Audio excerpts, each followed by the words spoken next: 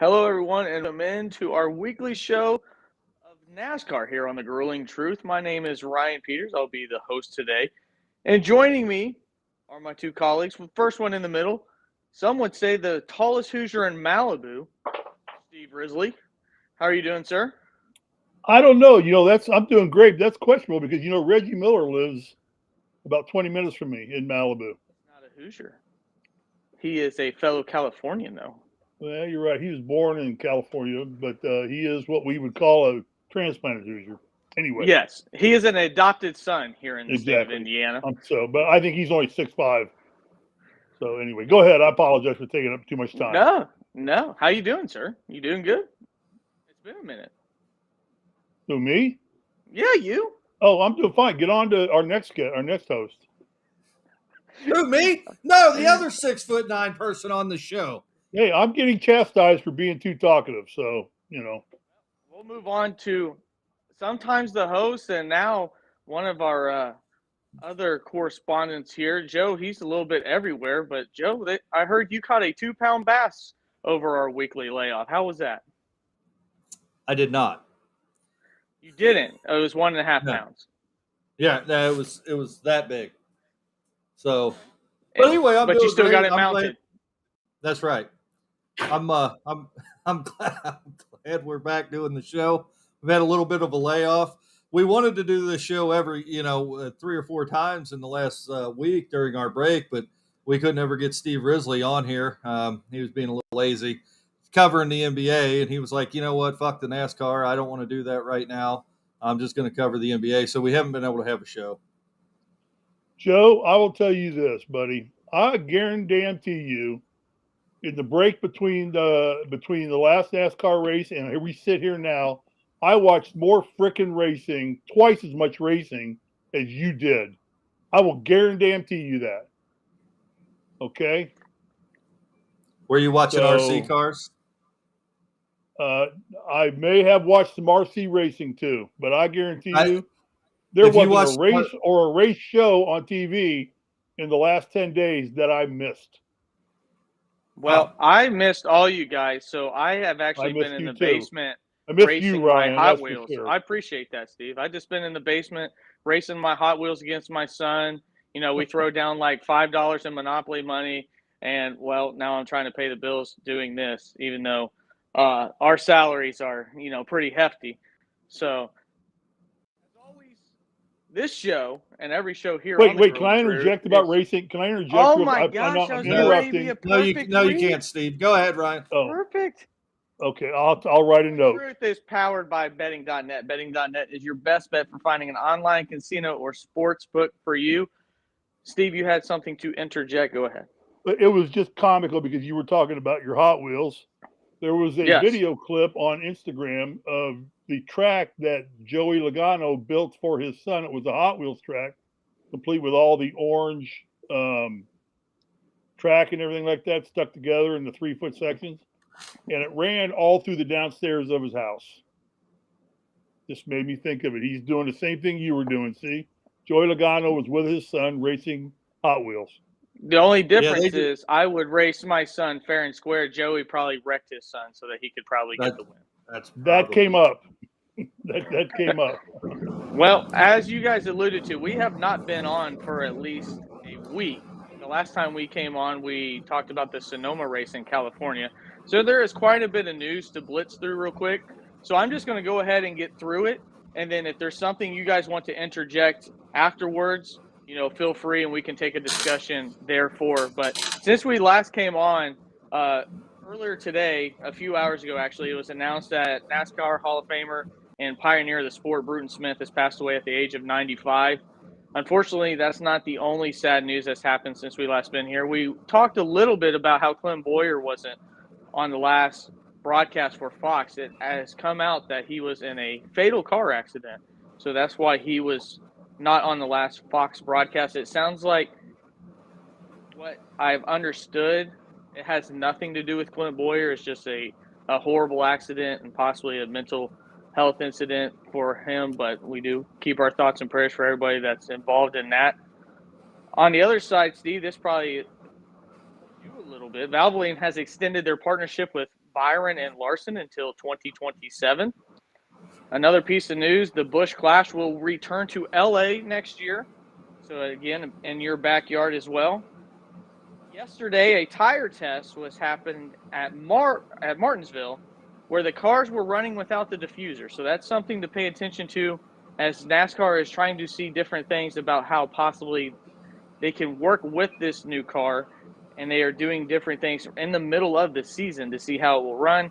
And also, NASCAR is actively talking with the city of Chicago about possibly running a street circuit race and maybe getting rid of the Road America race, as it is not guaranteed for next year. So that is all the news. Steve, is there anything in there specifically that interests you? Well, all of it interests me because it's all part of NASCAR. Bruton Smith is sad. He was an innovator and a pioneer for NASCAR. His pride and joy, his crown jewel was obviously Charlotte Motor Speedway.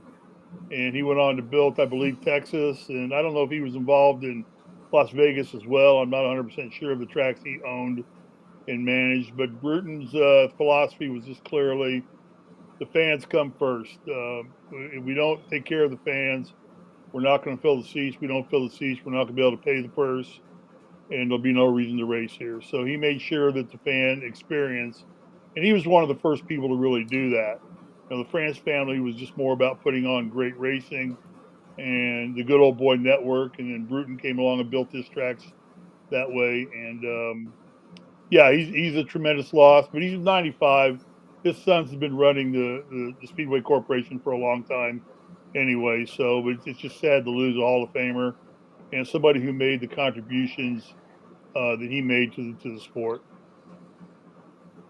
If we want to take them one at a time, go down, or you want the rest of them, I can't even. Just whatever. You don't have to hit on all of them, Steve. I was just any of them that really just, that you really have something to say about. Obviously, I think Bruton Smith passing away, obviously, he was somebody that changed the way NASCAR was. It was a sporting event, but he made it an entertainment for the fans. He made it to where, he built the Coliseum at Bristol. Bristol was always a good track, but he built the Coliseum. He built what we know as, you're right, Charlotte, the crown jewel of where he was. He also, created Texas Motor Speedway at the time before, what we know Texas as now, to service the fans, first and foremost. He was an entertainer that wanted to make NASCAR not only just about the guys on the track, but like you said, really enjoyable for the fans. And, that has completely transcended what most people in NASCAR have done, no more than what Bruton Smith has done.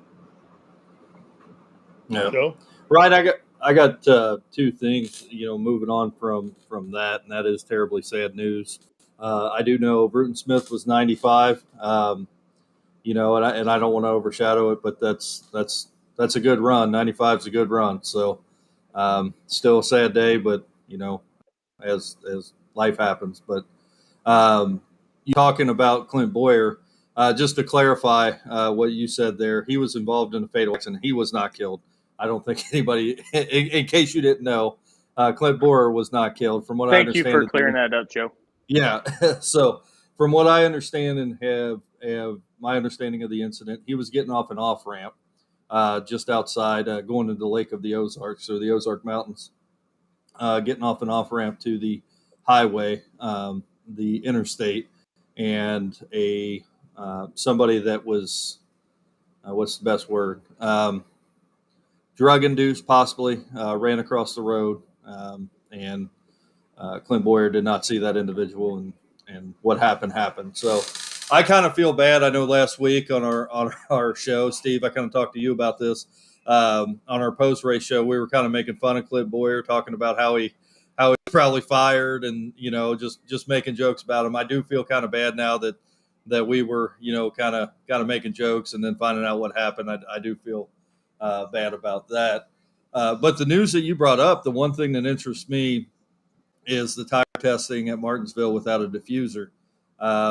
Now, if my understanding, correct me if I'm wrong, guys, the diffuser on these cars, what it was supposed to do is narrow the draft, right? So it puts more downforce on the car and narrows the draft. So you have to get right up on a car so you don't have this big pocket of air, clean air, in the draft coming off every car. I don't understand what purpose a diffuser would play on a short track, if any. And certainly with the speeds that you get at a short track, I would think that those cars would need all the help that they can get in traffic to make that race entertaining. So as we saw at Martinsville, the best thing Martinsville had going for it was it sold out hot dogs. When they went there last time. So I think maybe, and I think it's good news that NASCAR is looking at a way to say, okay, what are we going to do with these short tracks to make this more entertaining, because we can't have another race like we had at Martinsville the first time around. So that really doesn't interest me moving forward. Well, Joe, I agree. Go ahead. No, I was just going to say, I completely agree, Joe. I think, this is a piece of equipment that is not meant for this. You got rid of the splitter, and you wanted the air used to pass over top of the car. Now it's passing underneath, so that you created that downforce. But now all it's doing on these short tracks and road courses is possibly just creating dirty air where nobody can pass. So I'm glad NASCAR is being proactive. They are listening to drivers. Obviously, my driver's been very proactive on saying how terrible this is on short tracks, and how, maybe the product that we've typically seen where NASCAR was good, courses and short tracks, why it's actually been kind of disappointing. So, Steve, I didn't mean to cut you off. Go ahead. No, there was no cutting off. I was wondering, Joe, if we could look at this maybe in the future. I think the diffuser, maybe one of the reasons they're trying to get rid of it to some degree, is the problem they have with the cars getting stuck in the grass. It seems like the diffusers are helping cause that hang up. And cars can't just drive themselves off the grass anymore, especially if they get a little bit wet or there's a little bit of moisture. We've seen cars stuck and not be able to get, 4 or 5 laps to tow them out and get them back on the track. Lose too much time. The other thing is, just pie in the sky, I wonder if the diffusers will just kind of come and replace the spacers at Talladega and Daytona. They'll only slap the diffusers on to narrow the draft at Talladega and Daytona, and say, we're only going to use the diffusers now for those 2 tracks. Everything else is fair game. Well, like you said, Brian, there's not a lot of need to have a diffuser at Martinsville or Bristol or even Nashville this week, with it being just a mile and a third track. So, there's how much good was it doing versus how much damage could it be doing? I'm sorry, Joe, go ahead. Well, I think we haven't really seen a bad race at a mile and a half length or a mile and a third with Darlington and Worldwide Technology Raceway. We haven't really seen a bad race out of those mid-range size tracks at a mile and a half, mile and a third. I don't know that is causing bad races. If anything, this car setup on that style or that length of track has really upped NASCAR's game, because I think the entertainment value that they've put on this season at those smaller, cookie cutter tracks has been great compared to the last couple of seasons. So, I don't know. I do know that there's really no need for a diffuser on a short track, less than a mile. You don't need it. You definitely don't need it on a road course. I don't know what purpose it serves on a road course. I know F1 and IndyCar both uses diffusers, but that's a whole nother car, and they take off, and they're both really light cars. So I think the downforce plays a lot in the situation of keeping that car safe. I don't know how much a diffuser really keeps a stock car safe when it's running on a road course or a short track. Yeah, I think. Go ahead. I just say this. I applaud NASCAR for being willing to be open-minded about it and look at removing them and seeing what it does to the cars. I give NASCAR credit to that. Years ago, NASCAR would not have made that change. They would have said, screw you, it's in the rule book, we're sticking with it. So now they're halfway through the season here. They're actually going to take a look at if they remove the diffuser, what does it do to the cars? So good start for that issue. Yeah, I completely agree, Steve, and that's a great point. The old NASCAR that we've seen, where we've had the loss between the fans, what they really want and what the drivers want, where that's been lost, and to what that the upper echelon of NASCAR CEOs and NASCAR uppity-ups want to tell you what we want. That's been lost over the last few years, and as long as they keep listening to the drivers and more importantly, listen to the fans, what they say, this is a good product. I think we're going to find this great middle ground, and them doing this shows that they're willing to listen. And it's not just NASCAR. I don't know if you've been paying enough to Formula One. We've heard the word porpoising, which I've never heard in my entire life, because of a new car that they have. And, the new ground effects that they have are causing the drivers all kinds of back pain because the car is shaking like crazy. If you ever watch the in-car camera when they go onto a fast track now, I mean, it literally looks like Barney Rubble going down the road in his concrete vehicle. So, this is a trial by error in motorsports, because in a wind tunnel, everything's supposed to go right. That's all you have. When you get it out on the track, things change. And as long as they're listening to the drivers and as long as the product ends up okay, that's what we want from NASCAR. I think the only reason why they added the diffuser is because they worried these cars were going to be the most unstable that they've been in a long time. You take the diffuser away and you just increase that again because you're taking away downforce. Well, we want as less stable cars as possible. Not all drivers want that. Not all drivers have experience driving that. So, they're listening. We'll see where it goes. But, I'm glad that, again, like you mentioned, Steve, and also Joe, that NASCAR's willing to listen. NASCAR's willing to say, hey, it could be a problem. Let's not just settle for an 80% great car. Let's try to make it a 100% great car. So going on from the news, again, it was a lengthy segment. We haven't been here for a week. But right now, the current standings, Chase Elliott leads with Ross Chastain second. Joe's got a point. Joe had a point. No, before you get into that, can you clarify to me what porpoising means?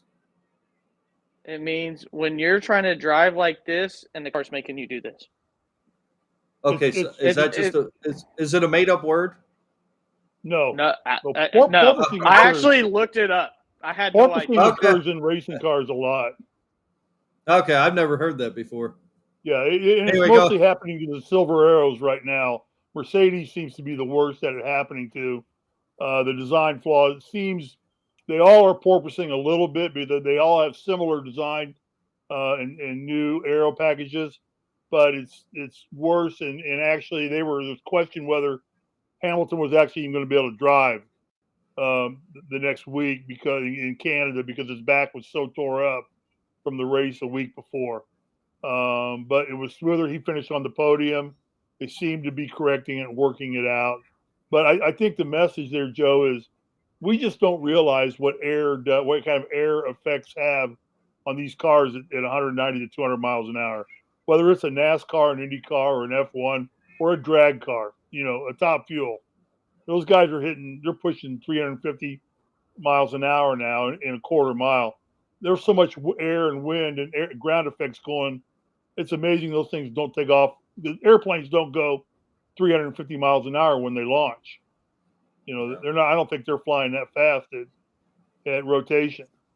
So it's really phenomenal how much engineering plays a part in what's going on with these cars.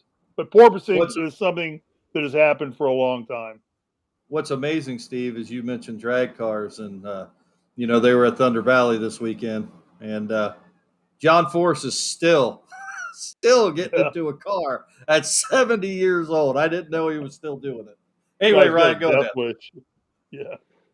Yeah, and we all know how much air really does play a factor in drag, and that's why Joe shaved his face and shaved his legs because, he's going to do a biathlon this weekend. So, yeah, exactly. He's got to be fast, and, by God, this will be the most sexiest legs you've ever seen on Joe Spilman. But moving forward, the current standings can you get me pictures of that? Can you get me pictures I will of that, not. please? I will not. No, sir. We will be taken off the air right now. Yes. I'll send you pictures. Off the air. Check your Thank DMs. You, Joe. Hey, I'm proud of him doing it. Crap. Standings are Chase Elliott, Ross Chastain, Kyle Busch, Ryan Blaney in fourth without a win, and Joey Logano rounding out the top five. So my question for you guys we're now 10 races left in the regular season. Who do you see right now in NASCAR going into the last 10 races of the regular season who's able to really get a grip and who you think will get a grip entering the playoffs? Because right now, NASCAR's wide open. As Is there a driver that you can see just taking these last 10 races, into their own hands and entering the playoffs with the most momentum? Joe, would you like to start? Yeah. So I've picked him several times in my top 5, and that would to me be Martin Truex Jr. It seems like he's always right there during the middle of the race in the top 10, top 8, top 5. And then, it seems like, this possibly being his last season in NASCAR, it seems like he's making mistakes like it was his first season in NASCAR every race and finding a way not to win the race. Kind of really reminiscent of Carson Hocevar in the Truck Series right now. He's always up there, but for whatever reason, midway through the race, at the end of the race, he does something stupid or finds a way to lose. And I really think if Martin Truex Jr. can get on top of his game and get a win under his belt, he's going to have momentum, and I think that that's going to give him the push that he needs. So that's and who I I'm think kind of also, this week off could be a checkup from the neck up, and Right. a team like Martin Truex Jr. can say, "Hey, Martin, forget what's happened the previous 16 races. You're still right there in the points. You're still really close. You just don't have that win. Take this week off, clear your head, go spend time, with your significant other, and come back ready to go because, we got a race winning team, a championship winning mentality. And, that could go a long way with Martin Truex. Steve, who you got? I tell you what, I think it's a two-part question for me. It's one is the points championship, the regular season points championship. We know that pays out I think 15 playoff points, doesn't it? Yes. 15 or 25, one of those two. Yeah, it's one of the two. It's big. But I think right now for that, Elliott's led that thing all season long, and he's got probably the most consistent finishes of keeping his car out of trouble. And at least, he's only won one race, but he's in the top 5 or 10 almost every single race. Proven last race, he was the only Hendrick car in the top 10. And that was after having early trouble. So he consistently gets his car up there to maintain the points. We're coming into a couple road courses. So I think that there's the best opportunity for Elliott to pick up another win because he's good on road courses. But there are other drivers who have caught him now too. But I'm going to go right and agree just with Joe that I've already written him down as one of my picks this week to win in Nashville because I think this guy's ready to explode, and that's Martin Truex Jr. I just see the Stuart or not Stuart Haas, the Joe Gibbs Racing cars are coming around. They've gotten a heck of a lot more competitive. They were 5 races ago, and Truex is probably the most level-headed and determined of all of their drivers right now, and talented. You put all 3 of those pieces together, and I like Truex to get at least a win or two before we get into the playoffs even, or at least get one win, and then grab an early win in the playoffs and push himself through to the next round. So, Joe, I agree with you entirely. I think Truex is the man to watch the next 10 races. The guy that I'm going to go with, and I think is the hottest team in NASCAR right now, and I'm just going to go with Ross Chastain. I think that the way that he's been racing, I mean, even his downs, getting behind Denny Hamlin, wrecking, the mockery after that, it's still a top 10 finish. It just seems like Trackhouse right now has it all going their way. And then coming off their teammate Daniel Suarez getting a win, I think that helps everybody, that momentum, that the morale that's in Trackhouse racing. I think Ross Chastain probably gets another win. It could be this week. He ran really good there last year, and he wasn't in the same type of machinery that they are now because they got it figured out right now. So I think Ross Chastain, he's in second in points. He puts together what we've already seen, 3 or 4 top 5s in a row, even top 3s in a row, like he's capable of doing, like that team's capable of doing. Ross Chastain could be the hottest driver in NASCAR going into the playoffs. And, it just seems like it's completely out of nowhere. But when it's on your side, it's on your side. And right now for Trackhouse, they got a great thing going on. So that would be my guy that I think really just changes his fortune and, enters the playoffs at the highest level possible. Yeah, Ryan, I think that you make it. And I got Chastain down on my list too. I think he's definitely a driver who's already hot. He seems to have cold his jets a little bit through some unforeseen mix-ups and brouhahas with other drivers, but he hasn't lost his ability to drive and drive up front the entire race. I think the great thing about this is I think it's, even if we all have favorites, it's wide open. I mean, I don't Right. think we've seen any as wide open as we've seen it. 2 years ago, Harvick had 9 wins going into this part and was hot all year long. You can say right now, Elliott tends to show better in the second half of the season than he does the first half of the season. And he's been consistently in the top 10 all season with only 1 win. So, Larson has been lurking back there. I mean, Larson, the defending champion, not going to stay down for a long period of time. Chastain, Harvick's going to get desperate. And, he's a sneaky little shit like Niedermeyer.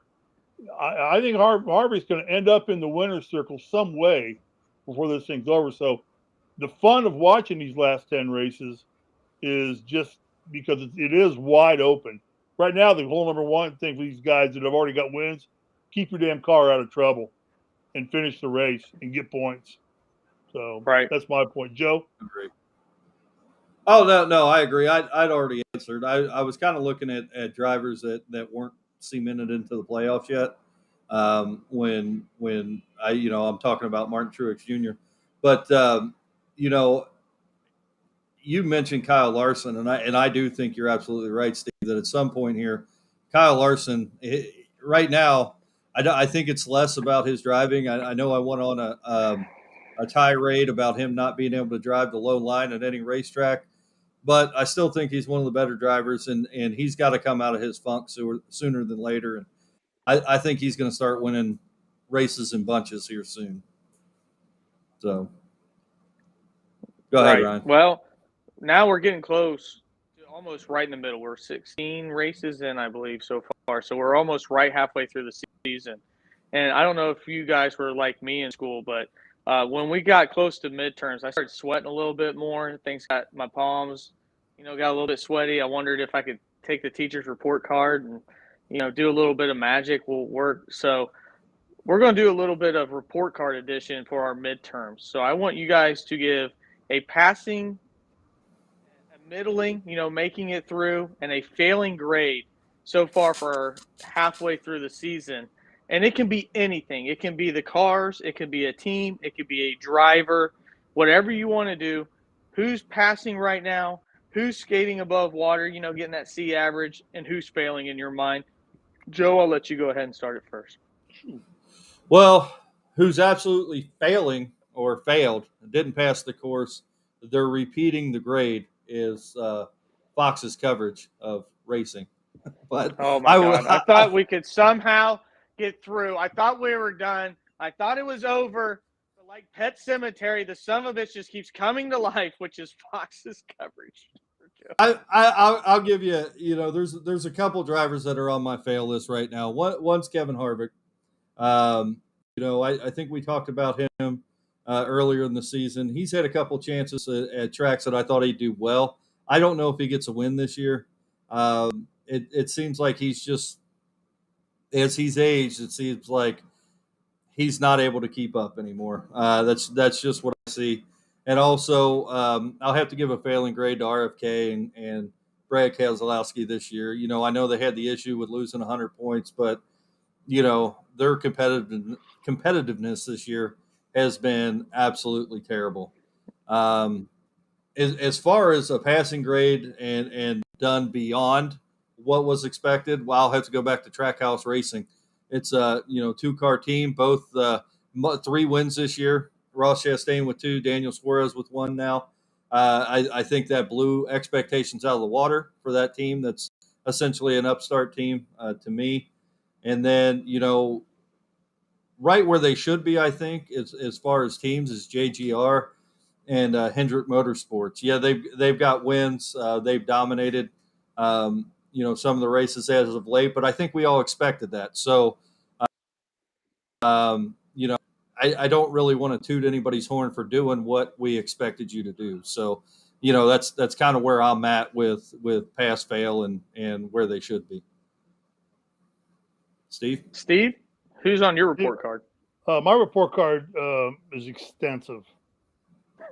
I took a lot of AP courses in high school. Can I go get a beer before you do this? Yeah, go ahead. Whoever needs to get a beer, because I'm going to be here a while. No, I'll get to this real quick. Failing, I think Stewart Haas is failing miserably. I think they've lost their way entirely. I think that, I don't know. I've heard rumblings of them going to Dodge coming back in, but Dodge is not going to be able to come in next season. It would take a year of development for them to put a car in. So they're going to be stuck with Fords again next year. And I think Harvick is past his prime. Bless his heart. You love to see him out there on the track, but he's not effective. I think they made some bad choices on their other drivers in terms of winnable drivers at this point. And, I've always thought, to me, letting Kurt Busch go was a mistake for them. Kurt Busch is a maverick who drives well all the time, is always going to get you wins. He'll find some way to win. The other one we haven't mentioned yet, I'm failing miserably to me, is Penske. They really just haven't done. I know they've got a couple wins under their belt. And it's all Logano, isn't it? Isn't it pretty much all just Cindric won the 500. Cindric won the Daytona 500 the first week, but that's a crapshoot. We know Daytona is. You don't really count that as a earned win. It's just a lucky win. It was a difference. Cindric comes out of nowhere, gets through the wreck, and he's at the right place at the right time. Another 100 yards, and Elliott would have ran him down because Elliott was catching him like a banshee. He just ran out of track.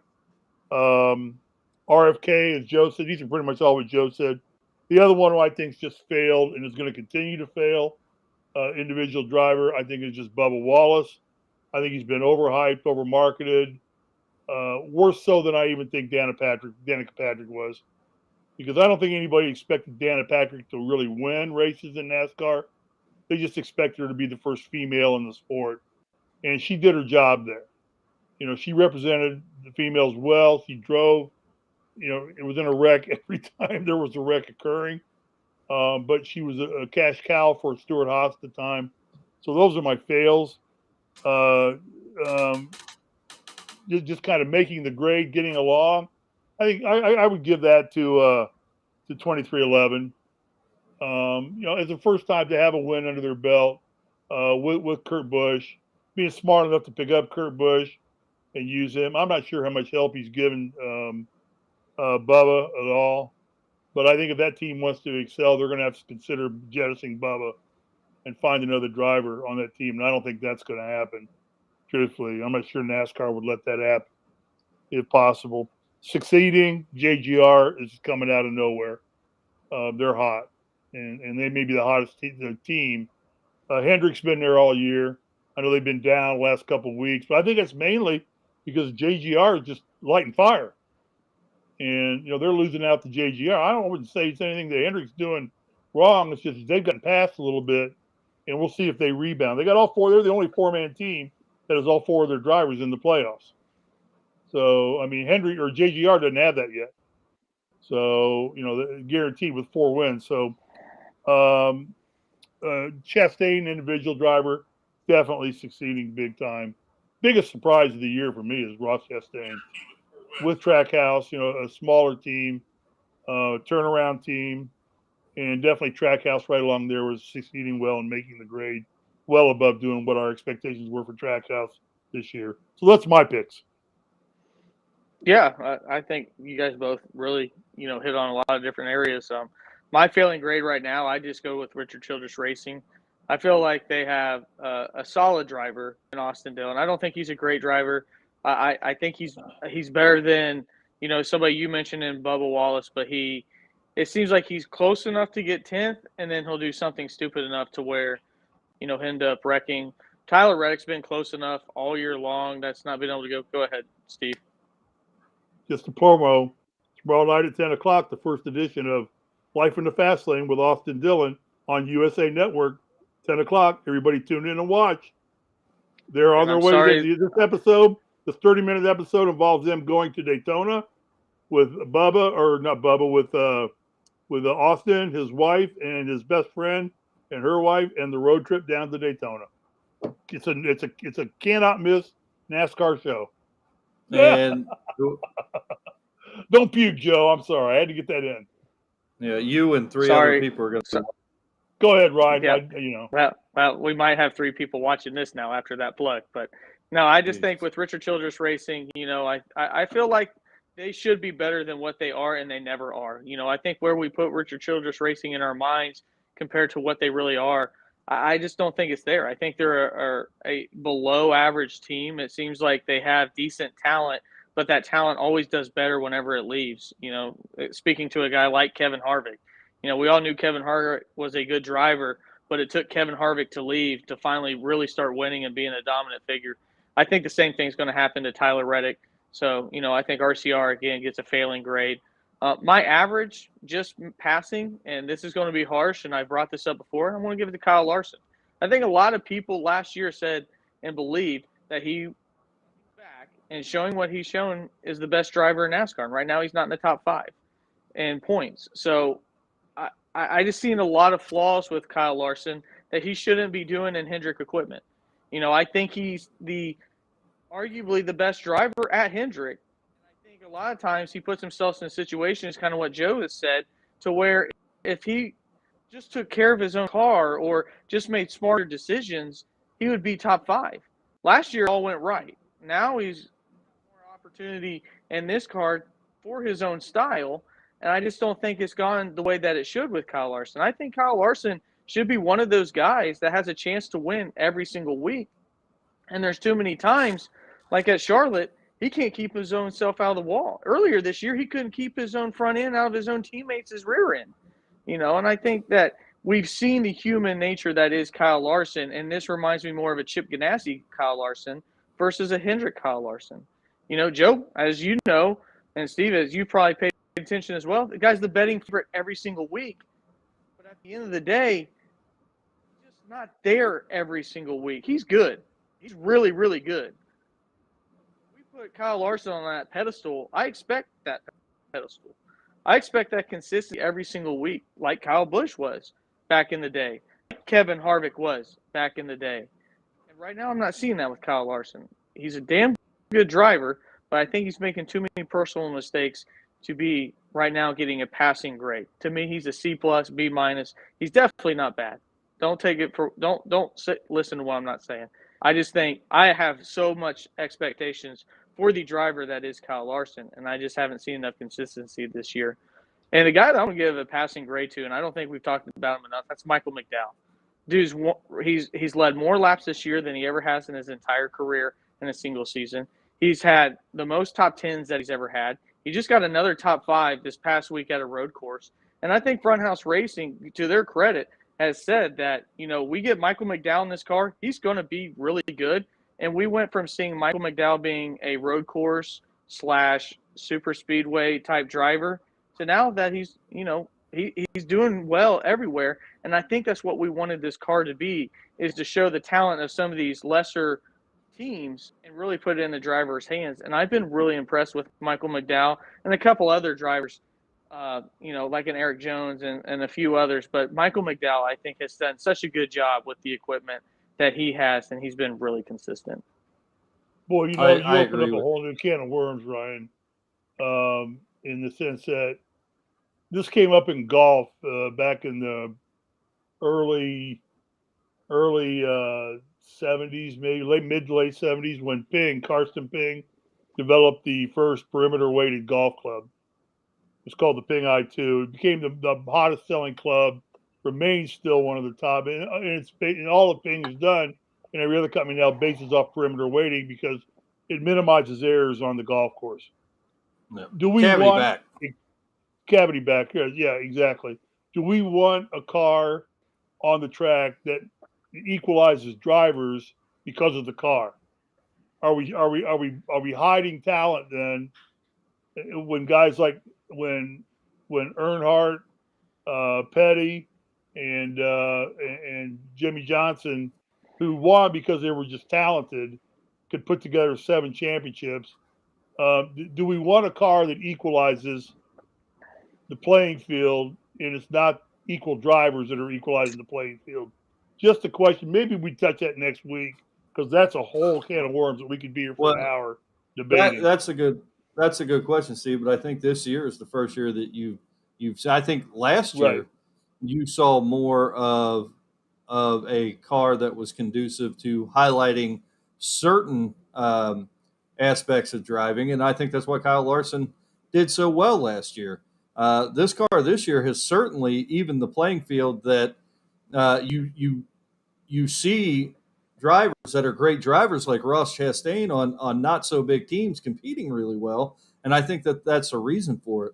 But we have a question from Dark Sage, who's watching via Twitter right now, and he says, "I'm hearing by 2024 or 2025, NASCAR wants Daytona as the last race of the year because of the entertainment and show it puts on. I think that this is one of the worst things they could do in recent years, but I'm curious what you all think." Well, Dark Sage, I would have to say I don't think that is ever going to come to fruition. I'm not real sure where you read that. I haven't actually seen that gossip myself, but I don't ever see NASCAR taking the history and the pageantry of the Daytona 500 as the opening points race of the season and moving that to the last race of the year. Ryan, do you have any comment on that? I think it's a horrible idea, number one. You don't want your champion to be crowned due to, like Steve, you mention it all the time, a crapshoot. So I think that's a terrible idea. There's a reason Daytona is the first race of the regular season and the last race of the regular season, because you don't want things just random luck. You want things to be put in the driver's hands. So, I agree. I don't think that's going to happen. I think they're going to stay with Phoenix as long as they can, probably at least 2 more years, and then hopefully go back to a more technical track. I don't know why they ever took it out of Homestead, maybe because they didn't do the upgrades to it. But, I want it to be a track to where the best driver ends up winning that race, or more importantly, puts it in his own hands to win it, not somebody else triple blocking on lap 6. Yeah, I agree. Yeah, I think they're actually going back to Homestead next season, aren't they? No, they said that it will be at Phoenix again next year as well. No, not the final race, but I thought they were having a race in Homestead. Yeah, they have a race at Homestead this year as well. That's right, they do. Yeah, they do. No, to answer Dark Sage's question, it's bad enough. It scares me enough that the final race of the regular season is Daytona before you get to the round of 16. That's a test right there based on his question. Let's see what it does. But you're now in a situation where there could be 4 or 5 drivers within 4 or 5 points, and they're going to get into the crapshoot race at Daytona. And the big one could happen, and 3 of them or 4 of them get knocked out, and 1 of them gets through. He moves on, and by no fault of his own. He doesn't. Bubba's out there somewhere causing another wreck or something like that. Do you want that to happen? And I think the fact that Daytona this year is the final regular season race, and that will determine who those final drivers are. The last driver shooting for a win, possibly. And man, that's to me is scary enough, let alone putting the pressure on picking a NASCAR season-long champion and putting it in the hands of the Daytona racetrack. Absolutely not. I don't think, and I think NASCAR is a lot smarter about it than we are, and we all feel pretty strongly about that. Well, Dark Sage, we appreciate your question. Great question. Every time you got one, send it in. We'll try to read it as long as our time constraints, let us get to it. If we can't read it on this show, we'll write it down and possibly bring it up on another show at a later time. So again, we appreciate anybody who interacts. We try to get to those as much as we can. But moving forward, this week we're going down to the Volunteer State into Nashville Superspeedway, even though it's a mile and a third, but that's what they call it. So this is also the first broadcast this year, Joe, as you can get your pom-poms out, that NBC and now the USA Network will be covering, as they will take control of the NASCAR series television-wise for the rest of the year. Fox missed a rollover in the truck race. Missed a rollover crash in the truck race. Never even showed it. Anyway, go ahead. Thank you, Joe. We appreciate that. This is an all-concrete track. Last year, Kyle Larson dominated. And oddly enough, this is one of the tracks where it's not multiple grooves. They have put down some resin and used, wait for this, a tire dragon, is what Bob Pockras referred to it, a tire dragon, to help get multiple grooves. guys, we're going to see, in my opinion, a lot of wrecks. There was a lot of wrecks last year because when you have an all concrete track, you lose tires quick. It's very, very slick. So it's a race that starts at 5 o'clock. I don't know why. At Nashville, we're starting at 5 p.m., but this one could last well into the late afternoon. But it should be a really good race. It was, outside of just Kyle Larson dominating, the more action you have on the track, I think it typically lends up to being typically a good race. But before we get into our picks, Joe, do you have our standings I do. here so far? So last week I picked Elliott, or 2 weeks ago I picked Elliott, Larson, Kyle Busch, AJ Allmendinger, and Truex for Sonoma. I came out of that with 1 point for Elliott, finishing in the top 10. And that puts my season total at 51. Steve picked Elliott, Larson, Kyle Busch, Chastain, and Truex Jr. Steve got 2 points for Chastain and Elliott, 1 point each for them. That puts his season total at 49 points. You picked AJ Allmendinger, Chase Briscoe, Truex, Chase Elliott, and Austin Cindric. You got 1 point for Chase Elliott. And because Austin Cindric finished in the top 5, and we ridiculously said that we would give you 5 points for a top 5 finish, you got 5 points for that, which puts your season total at 41 points, which actually is a good thing because it kind of makes up for the 2 races that you missed. And let's not throw Steve under the bus. It was really you that championed that if my boy gets the top 5, that I get 5 points. Unfortunately, Steve was subject to peer pressure, and all he would muster is, sure. Steve and I are not peers. He's 6'9" and a national champion. I'm 5'9" and I've never won anything in my life. We are not peers. Hey, I saw you arm wrestle that kid for his hot dog at the baseball game the other day, and you did a really good job. He was a big 10-year-old, but he did go away hot dog list. We'll just say that.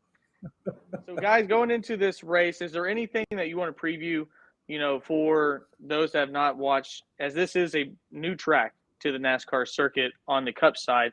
Is there anything that you want to add to what has already been said about Nashville Superspeedway? Steve, I'll start with you. No, I think you covered it. I mean, it's an unknown race, unknown cars, first time they've been on this track.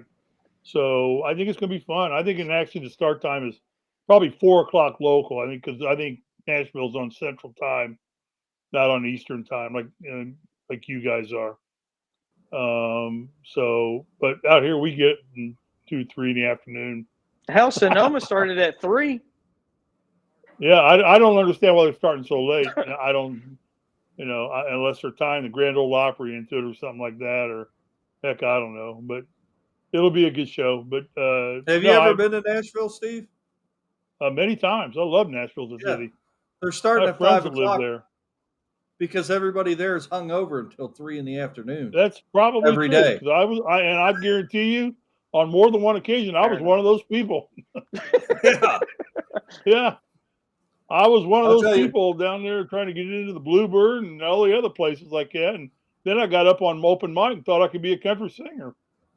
I went down for the divisional round of the NFL playoffs. I was thinking about missing the game the next day because when I woke up, I was like, fuck it. I just. Hey, I'm going to tell you what. If I had free will and money was not an issue, I would at least own a home in Nashville. Not sure I'd live there all year round, but I would. That's a beautiful city, a beautiful part of the country.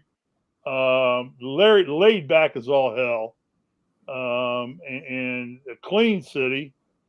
I hate their football teams. The only thing can't stand the Titans, but other than that, it's a great city. Nothing wrong. I'm glad NASCAR's back there. They belong in Nashville. So. Joe, you got anything to add before the preview? No. I mean, it's a 1.3 mile track, but it's not banked like Darlington. It's not shaped like Darlington, but for less than a mile and a half track, it does get good speeds, and I think it produces a good race. So, I mean, I think we will be entertained this week course, after watching what we saw 2 weeks ago, I mean, we could probably watch ants walk around that place and it'd be more exciting. Well, before we make our picks, and if there are any picks that these three experts, you want to choose one of our picks, you can go to the betting.net. Betting.net is your best bet for finding an online casino or sports book that's right for you. So we're going to go ahead and get into our picks. Is there either one of you that would like to go from the pole position? I'll go. And I do want to add, Ryan, not only can you go to betting.net to find a sports book or casino, if you check out the link in the description of this video, you will check out a link to FanDuel and Caesars Sportsbook, which also has great betting odds every week. But my 5 drivers for this week are going to be Kyle Larson, even though we just bashed him for half an hour, Kyle Busch, Ross Chastain, Alex Bowman, and Chase Elliott. All right. So all Hendrick. So that kind of takes the thunder away from Steve, even though there probably be a lot of names repeated. I picked Kyle Busch. I had all my drivers written down. I was going to interject, but I didn't want to get in trouble again by corporate for talking over people. So I had my drivers written down when we were doing the pre-show. And Joe can attest to the fact that I was writing my drivers down at that point in time. So regardless of what he picked, I already have my drivers. And well, we would be shocked, Steve, if you didn't have Hendrick drivers anyway. You will not be shocked. So I am going to go with the obvious, Chase Elliott. Always, I'm a homer. I think he'll finish in the top 5. I don't know that he'll win the race, but I think he's now got a target in front of him with the points lead. And winning the regular season, picking up the money and the points. I think Kyle Larson he dominated this track last year. I think he's going to come home and do it again. Ross Chastain, we talked about. I think he's possibly the hottest driver in the sport. What are you laughing at? Yeah, Joe? Nothing. Go ahead. No, what, Joe? What are you laughing at? Before I make my 2 final picks. No, I just feel like you probably picked every driver I picked, but go ahead. Well, we great minds think alike, is how I see it, Joe. Maybe you don't see it that way. No, I'm fine with it. Go ahead. I think we'd be more insulting to Ryan because he's smart enough to pick like us, and he's 1,000 points behind us. Exactly. Yeah, at least 1,000 points. I had to beg to get Austin Cindric 5 points, for God's sakes. Go ahead. I think the guy who's desperate to win and has got the car to do it this week is Truex. I think Truex is in the hunt. And then my last pick, I got 2 names. This is Concrete. And Concrete is rough and tumble. It's physical. And I'm going to go with the original driver I wrote down for this because this man does well at Loudon. He does well on concrete. And I'm going to go with Joey Logano. This track's cut out for him. He's a rock and rolling driver on a rock and rolling track. So I'm going to go with Logano. Yeah, as much as I hate to say it, I think he was the odds-on favorite to win it last year with Kyle Larson. But I agree. Both you guys have really good picks. There's going to be a couple there that obviously I'm going to repeat. Just go ahead and say it. Kyle Larson and Ross Chastain, both of them, did really well at this course last year. Kyle Larson ended up winning it. Ross Chastain ended up getting a third-place finish. So, again, just echoing what you guys have already said. I'm also going to go William Byron. I thought he did really good at this racetrack last year. I think he's a better driver this year than he is last year. I'm going to go with a guy who started on the pole. Couldn't stay there for very long, unfortunately, because he didn't have a very good car for the race, but did in practice and qualifying. That's my guy, Kyle Busch. And then another guy that's been pretty consistent this year, who also had a top 10 finish. I'm going to go Christopher Bell.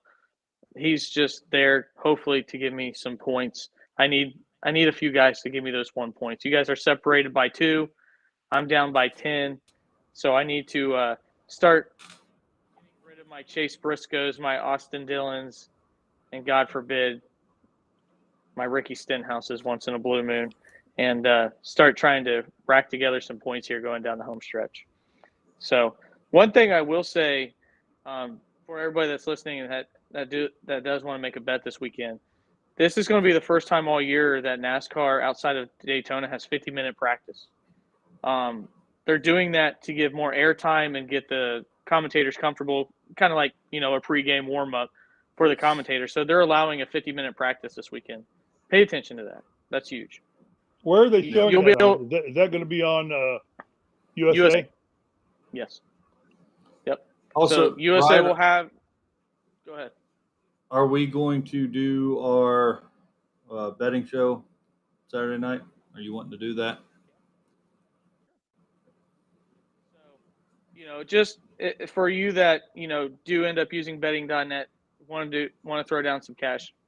We're doing this based off of one year that we've seen with these Cup cars, and it's also a very different car. We're pretty much shooting into the dark, hoping that we hit something. You can be more informed than we are once you watch this show by watching practice, watching qualifying, and making an educated bet versus us who are just throwing our pride out there and looking at a reason to tell each other why we suck.